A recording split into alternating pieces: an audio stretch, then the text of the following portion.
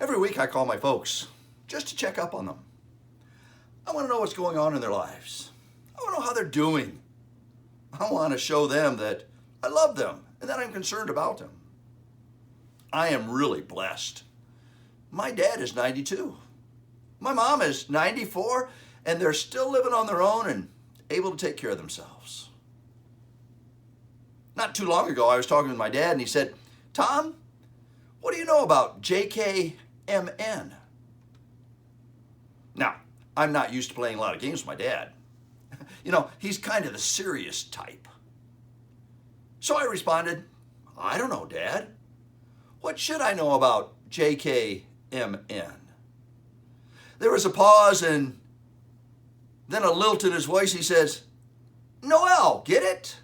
Noel." Wow, Dad, that's quite something. But that conversation caused me to spend some time thinking about Noel. In our culture, Noel is a common term associated with Christmas. From carols to greeting cards, it fits snugly into our Christmas vocabulary. But what do we really know about Noel? Did you know that the word Noel means birth? The roots of this word are French, Noël, Christmas season, which comes from the Old French, Natal.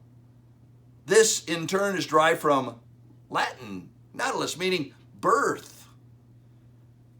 In Latin, the mother of all Romance languages, also ushers forth the root of the word, natalis, meaning birth. In fact, our modern English word comes from the Middle English, novelle, which Webster's 1828 dictionary defines as a shout of joy or a Christmas song. Now, that may be more than you really wish to know. So let's get back to JKMN. What if there was Noel? What if there had been no birth? What if Jesus had not come to earth, been made flesh, become a man? Without an L, Noel, we would not know the fullness of God incarnate. In the beginning was the Word, and the Word was with God, and the Word was God, writes John. And then he says, "And the Word became flesh and dwelt among us, and we beheld the glory of the Father, the glory of the only begotten of the Father, full of grace, full of truth." Without the L, Noel, we would not know the fullness of God's grace. John 1:14. The word Jesus was made flesh and came to us full of grace and full of truth. Titus chapter 2 says, "For the grace of God that brings salvation has appeared to all men." Let me remind you about the announcement of the angels to the shepherds. There in Luke chapter 2 we read, "Fear not," the angel said, "I bring you tidings of great joy that will appear to all people. For unto you is born this day in the city of David a Savior, who is Christ the Lord."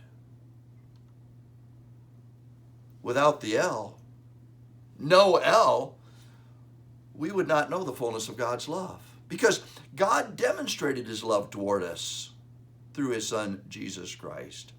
God so loved the world that he gave his only begotten Son. And then in the very next verse we read, "For God sent not his Son into the world to condemn the world, but that the world through him might be saved." John 3:16 and 17. Without Noel, we would not know the fullness of God's redemption. Galatians chapter 4 reminds us, "In the fullness of time, God sent forth his Son, made of a woman, made under the law, to redeem us." Now, redemption means that something is purchased, and God bought us. God paid a price through his Son to give us freedom. In fact, we're told that God redeemed us so that we could be adopted, his sons and his daughters. Without the L, Noel, we would not know the fullness of God's plan or be able to have a personal relationship with him through his Son. Again, in John's Gospel, we read, to all who did receive him, who believed in his name, he gave the right to become the children of God. So what about JKMN? Without the L, there's so much missing. Without the birth of Christ, there's something missing, and in reality, that which is missing is God's gift of his Son to the world. This Christmas. Don't miss it. Don't miss the birth. As Joseph was confronted about the baby that Mary, his espoused wife, was carrying, the angel said to him, and his name shall be called Jesus, for he will save his people from their sins. Noel? No, Jesus. By the way, JKMN? Jesus knows my name.